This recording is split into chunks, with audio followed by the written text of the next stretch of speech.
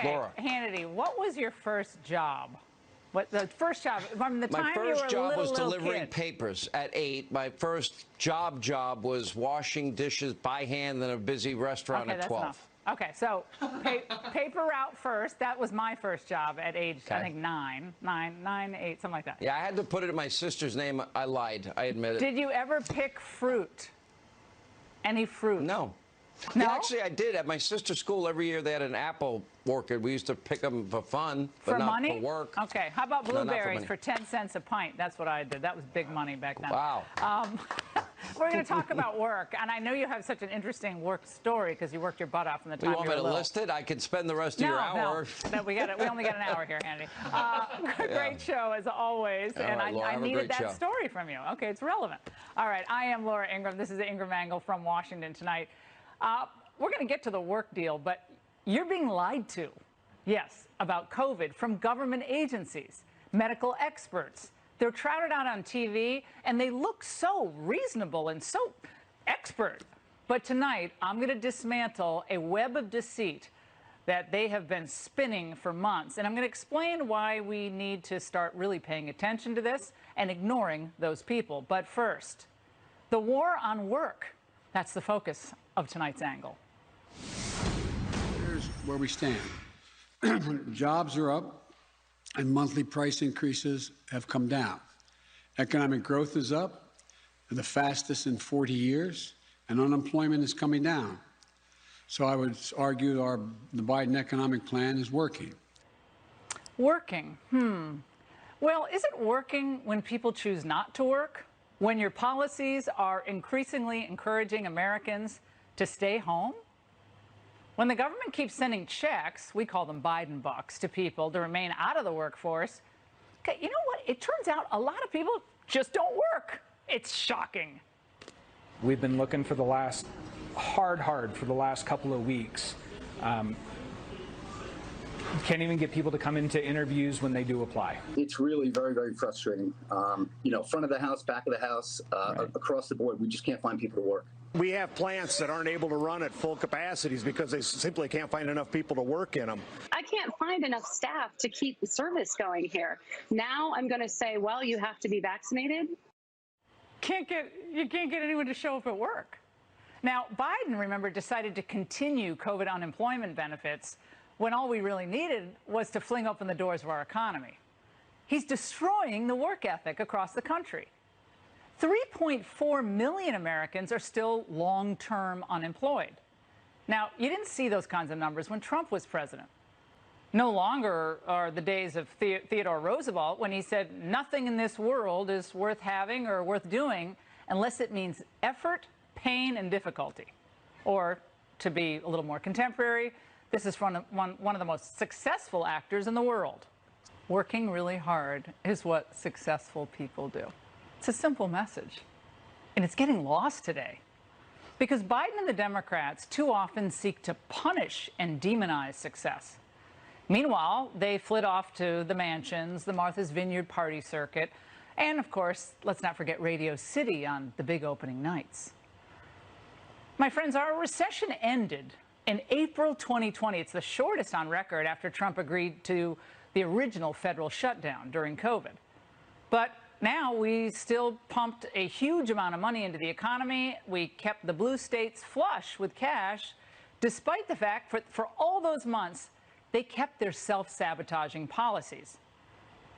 How depressing and aggravating is it to you, it certainly is to me, to see an able-bodied young man or woman sitting at home playing Fortnite or talking to friends on social media all day when they could be out feeling really good about themselves because they're working? Okay, is this really America? The government deserves almost all of the blame here, and it's now squarely on the Democrats. They absolutely love keeping Americans petrified. All those people seem scared, glued to the TV for the latest CDC viral update. We're entering a period that is arguably the most dangerous time for children during the entire pandemic. I don't see any intervention, any mitigating interventions being put in place to try to slow this down. This will be a disaster. What is the strategy behind killing children in your own state and letting children die of COVID? That's where they get you. They're hollow concerns for the kids. Now that 26 states are getting rid of the extended unemployment benefits, they want you scared to send your kids back to school so that then you're forced to stay home and you can all just be isolated from the rest of the world. Turn on the boob tube. It's nirvana to them when millions of workers are at home in their athleisure wear, on occasional Zoom calls, doing a lot of self-care. That's their ideal. So just when companies begin to call workers back, the CDC's fear-mongering threatens to send them home again. It's a vicious cycle, and it's killing the very work ethic we need now more than ever.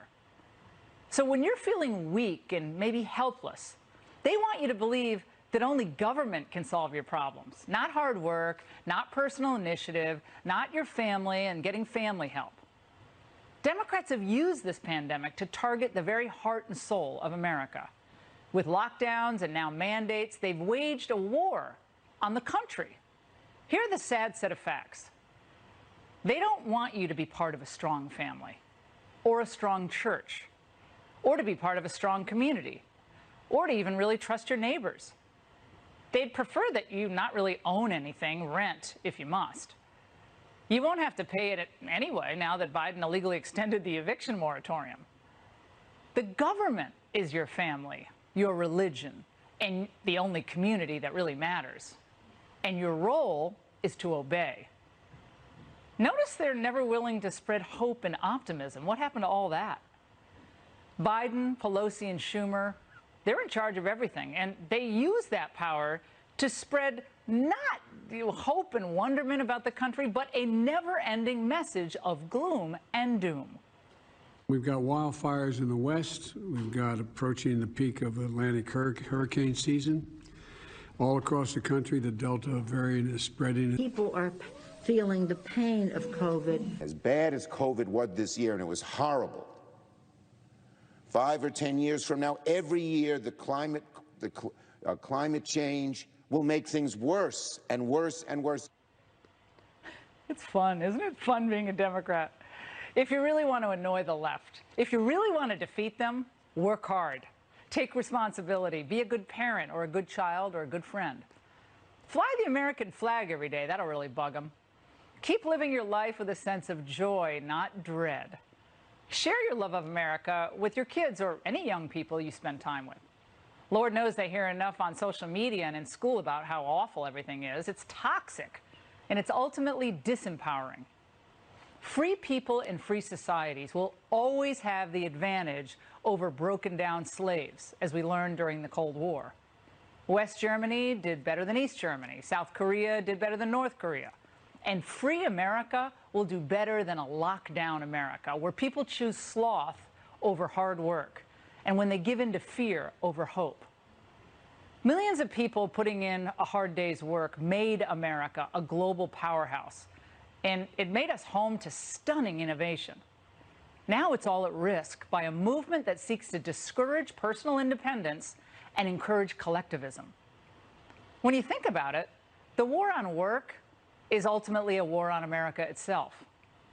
It is in struggle, it is through hard work that America has always shown her true colors, and it's time to fly them again, boldly and unapologetically.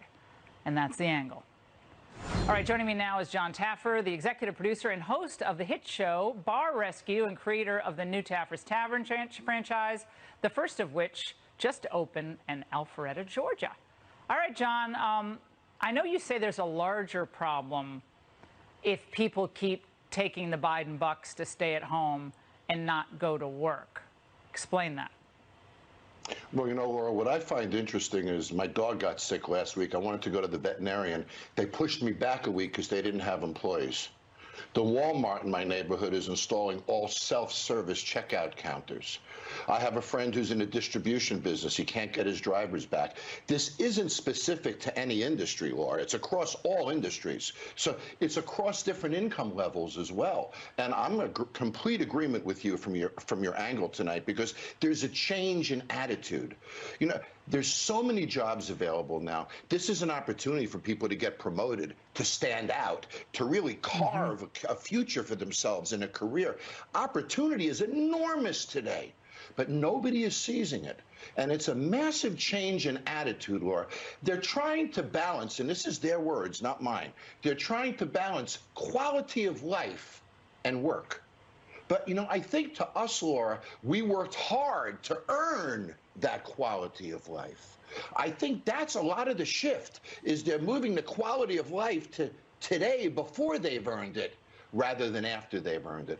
It's a powerful shift. And if I can just speak economics for a second, and I'm not an economic professor, if you get $800 a week unemployment benefits, and you live with a partner who also is getting $800 a week unemployment benefits, $1,600 a week, Laura, $83,000 a year for that household in unemployment benefits. The median income in America is only $63,000.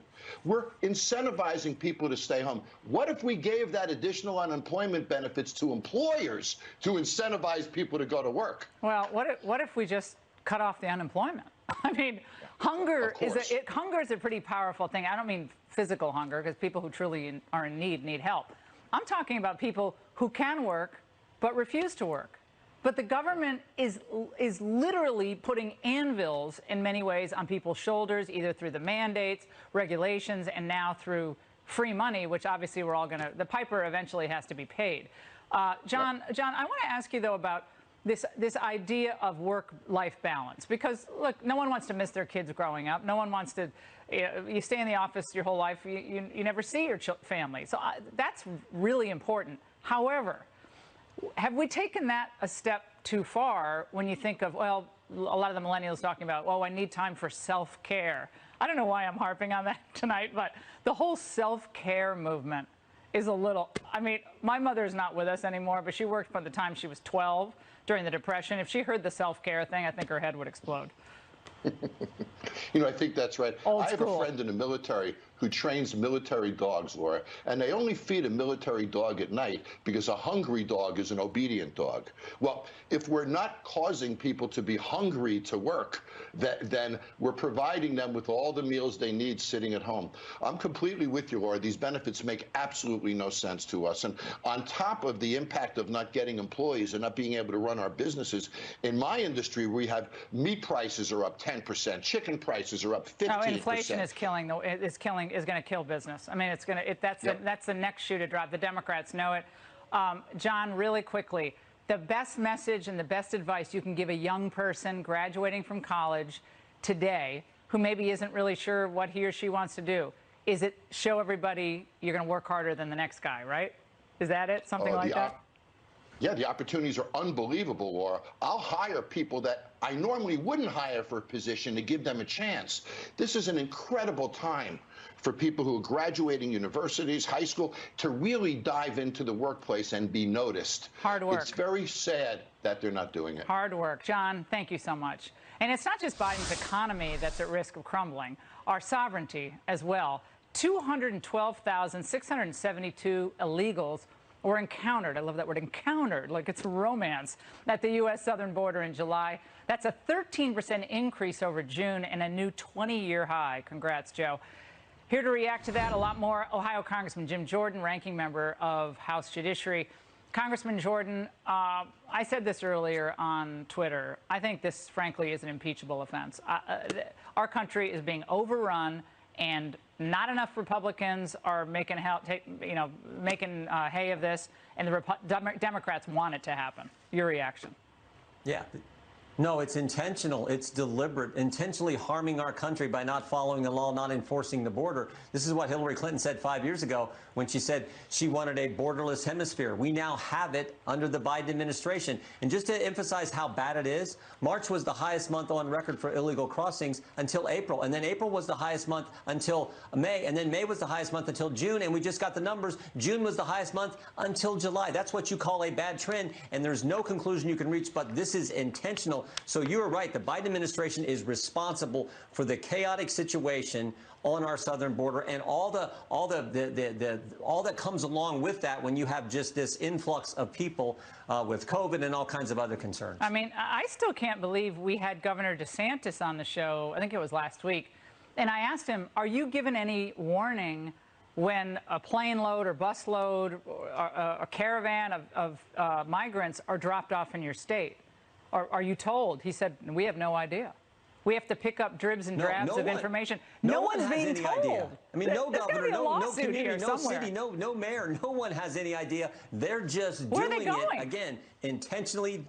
They're going all over the nation. They're coming to Ohio. They're coming to every state, and we have no say. And the idea that the commander-in-chief, the head of the executive branch, the president of the United States, is actually doing this on purpose makes no sense. The American people, that's why the American people are so fed up with this administration, which, by the way, has had the worst start to any administration, certainly in my lifetime. We've never seen, whether it's inflation, the border, international situation, you name it, the crime in our big cities, we've never had an administration with this bad of a, this rough of a start. So I think it's why in 16, 17 months, we're going to win back the House of Representatives. There's no choice. Got to win back the House and the presidency. Congressman, you're the ranking member on House Judiciary. I wanted to get your thoughts on another development tonight.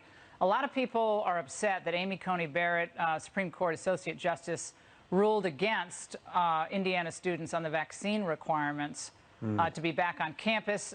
It wasn't a ruling on the merits, and I think this could be more complicated than people think at first blush, because, again, it's not a ruling on the merits of the case. The facts of this case might not have been the greatest for determining the constitutionality of these types of mandates. What is your initial impression? No, that may in fact be the case, and the legal arguments for why they didn't take the case itself. But I can't imagine a world where the founders would have envisioned that this kind of mandate on the American people, on American citizens, is okay. I just can't see it. And frankly, Laura, when you look at the broader context, and look, you were a leader on this. I remember being on your show a year ago, April, and you said, where is this all going to go? With the mask mandates, with the shutdown, with the vaccine passports, we now see where they want to take it. So in that context, I would have preferred, frankly, the court take this case up and rule in the right way, rule in favor of the students. Unfortunately, they didn't. I'm sure there's a legal justification for it. But in the big picture sense, I'm troubled by this because I'm troubled by where Dr. Fauci, I mean, for goodness sake, parents out, school boards out there, quit listening to Fauci, start listening to parents. I mean, this guy has been all over the board. He's contradicted himself time and time again. So I'd have preferred they take the case, but unfortunately they didn't. Well, there's probably another set of facts that will end up at the court and another challenge that will end up under the full court's consideration. So. Congressman, good to see you. Thank you. And why should we ever, frankly, trust the CDC again? In moments, my mini angle is going to dismantle their most recent lies and expose the media that's essentially just parroting bad science day after day. Stay there. Where Americans just can't believe both the government agencies tasked with giving us information or the media responsible for disseminating it, occasionally asking tough questions. Now, let me explain. Let's take the CDC first. Inside a July 26 slideshow leaked to the Washington Post, the agency made what was a stunning claim about the Delta variant, that it was as transmissible as the chicken pox. Wow. The claim was false. It turned out that the chicken pox is 3 times as transmissible as COVID. So where the heck did the CDC, those geniuses, get the information from? It turns out that they stole it from a graphic in the New York Times. But we're not done. This past Sunday, the CDC recorded 28,317 new cases of COVID in Florida. Now, that was until the Florida Department of Health noticed that was nearly double the actual number in their records, which was close to 15,000. So the CDC agreed to meet the Florida Department of Health in the middle and revise their number to 19,000 after reportedly rolling several days' worth of numbers into one. What? They agreed to meet in the middle? This isn't a negotiation. We deserve actual data.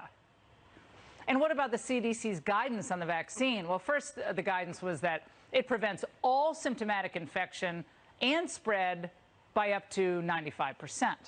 In Israel, there was a demonstrated 97% vaccine effectiveness against symptomatic and 86% effectiveness against asymptomatic infection. In the rare event that people get infected after a vaccine, the resulting infection is more likely to have a lower viral load, be shorter in duration, and likely less risky of transmission to others.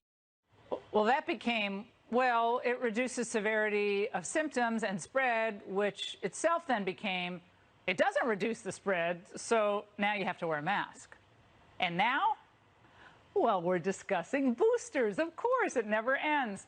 So if the CDC can no longer claim that the spread is eliminated by the vaccine, or that you can lose the mask with a vaccine, how in the hell can they justify mandating it?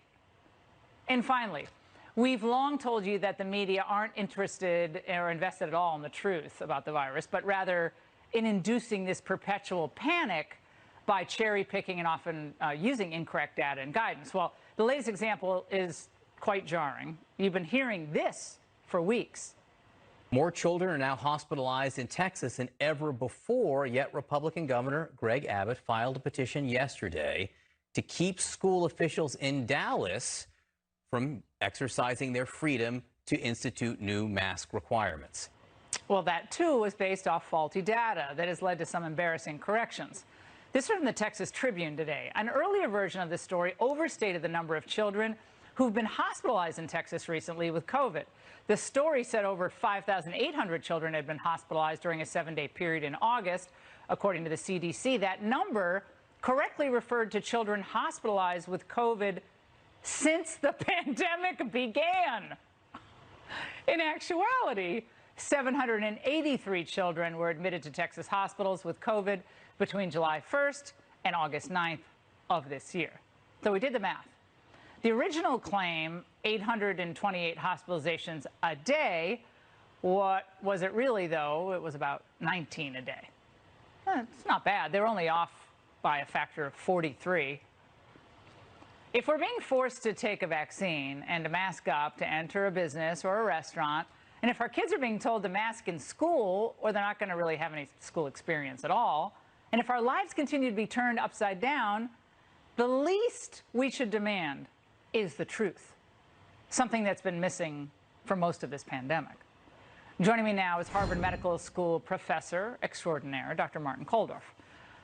Professor, what is going on here? This can't just be a series of just random mistakes. These are not dumb people, I would imagine. No, it's very stunning, I think. I mean, Dr. Walensky is a very prominent infectious disease doctor and a clinician, but her approach to public health has been rather surprising, I would say. For example, we all know that you have good immunity after having recovered from COVID disease. And we have at least as good immunity from that, or probably better immunity than from the vaccine. And there's more evidence for long-lasting immunity from having had COVID than from the vaccine. But the vaccine passports and the vaccine mandates only acknowledges immunity from vaccines, but not from having had COVID, and that's very strange. And I know that Dr. Walensky has sort of expressed doubts about immunity from natural disease.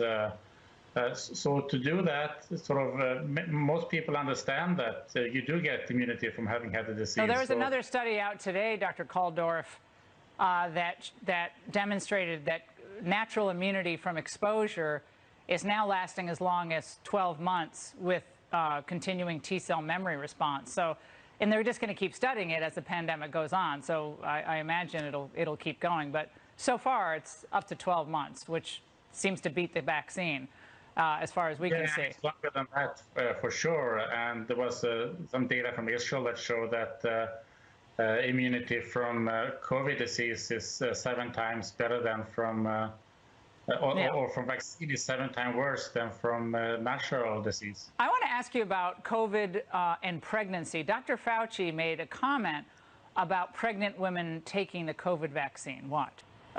Okay, I'm not a doctor, but that makes no sense to me. Dr. Kulldorff. Well, there hasn't been any indication that there's a problem, but the pregnancy lasts for 9 months, and we've had the vaccine for a little bit less than that. So if we're concerned about, for example, birth defects or other things, then we don't have that data yet. We'll have to wait longer, probably at least half a year or a year longer before we actually know truly what is the safety record in terms of pregnancy. But this is Dr. Anthony Fauci, Professor Koldorf. This is the guy who Trump put as the face of the pandemic. He's on the cover of People magazine. He's known worldwide, global health expert. And he's saying the strong signal is that women who are pregnant should get the vaccine, that there's no safety indications. But he's not aware that pregnancy lasts 9 months. I mean, do you see why people are not trusting these people? They're saying things that are not already proven. Yes, and public health is based on trust. For public health, for the public to trust public health officials, the public health officials also have to trust the public. We have to be honest about these things, otherwise it's not going to work. And then things we do know about natural immunity, they claim doesn't really exist or isn't great, and the stuff we don't know, they claim is true. Dr. Koldorf, thank you. It's great to see you, as always. And after seeing his country's rights being eradicated by a power-hungry government, an Australian politician delivered a powerful anti-lockdown speech to Parliament. That speech got him censored and shunned. Well, he's here tonight with a warning for America. High in Chicago after Lori Lightfoot's handling of the shooting that left one police officer murdered and another fighting for his life. But it's another leader under the spotlight tonight, Cook County State's Attorney Kim Foxx. Now, remember her abysmal performance in the Jussie Smollett race hoax. Now, we're learning something far more shocking. Fox's own Trace Gallagher has the story for us tonight. Trace.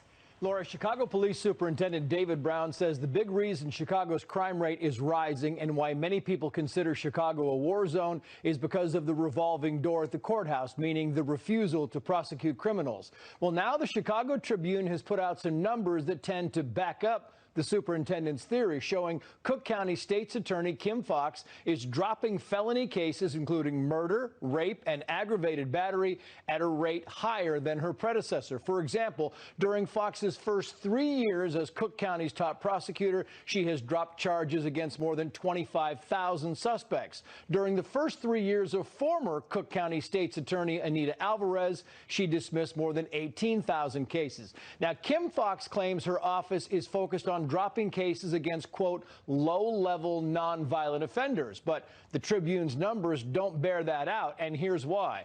When it comes to those arrested for homicide, Kim Foxx has dropped 8.1% of cases, compared to her predecessor dropping 5.3%.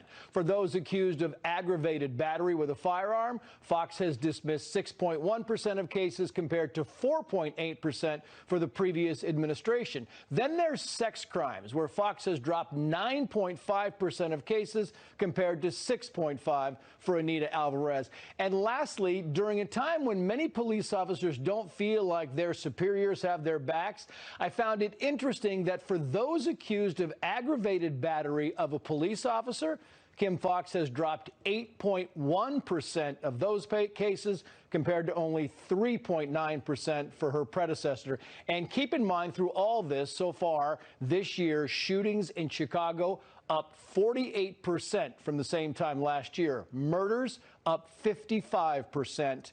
And we've got 4.5 months to go. Laura. Trace, disturbing. Thank you. Yep. And joining me now is Anthony Napolitano, Chicago alderman and former police officer. Alderman, this is beyond disturbing. Murders up 58% in Chicago since 2019. And now Foxx is accused of putting more accused criminals back on the streets. So these numbers are just staggering. Yeah, they're staggering. We've been pointing them out for the last 5 years, and no one's really been listening. The worst thing about this state's attorney is she's a public defender. She's not a state's attorney. And what she does is she takes these felony offenders that are illegally carrying guns, and she kicks them down to misdemeanors and puts those offenders back on the streets, who the next day become a felony shooter offender. And she does it under the guise, and her statement was, police are locking up the wrong offenders because she considers just carrying a gun a misdemeanor. And she doesn't realize what she's doing. She's creating the revolving door effect. She's the one that's putting the shooter back on the street to carry out what they were doing on the original time they were out there.